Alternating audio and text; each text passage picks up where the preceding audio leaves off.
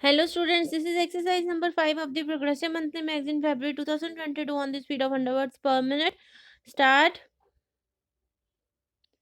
I welcome all of you to the first meeting of the Parliamentary Consultative Committee of the Ministry of Communications.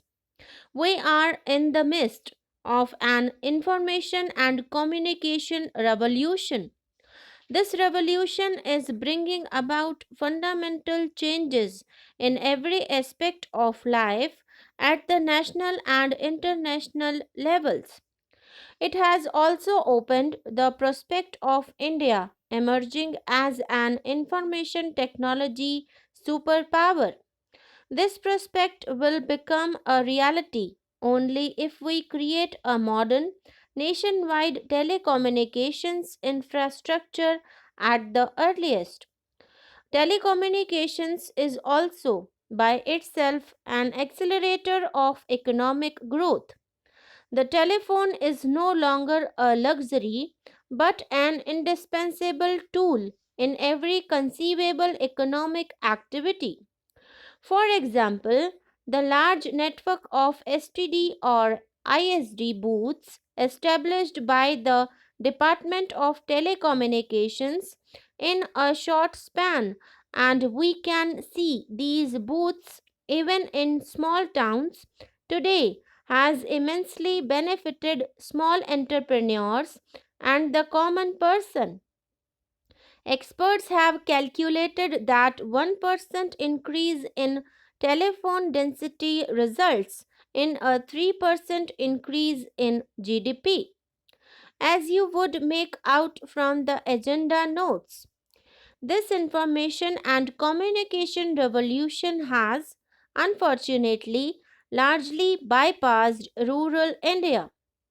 The national policy of 1994 had envisaged universal access and availability of basic telecom services on demand. We are way behind achievement of this objective. The failure is most glaring in meeting the target of at least one village public telephone for each of the 6 lakh villages in the country.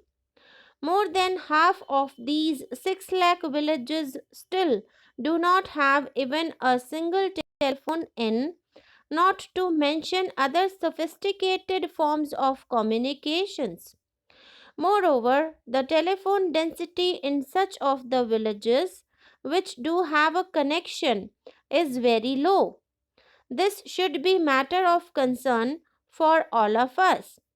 My government will not allow the rural urban divide to get further widened because of failures in policy and implementation to meet our goal in rural telephony.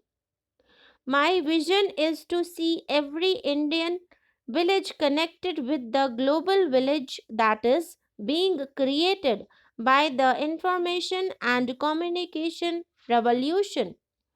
The failure in the area of rural telephony cannot be seen in isolation from the flaws in the National Telecom Policy of 1994 and its implementation. Today, everybody recognizes that the reforms in the telecom sector, particularly relating to investment in basic and cellular services by private operators, have failed.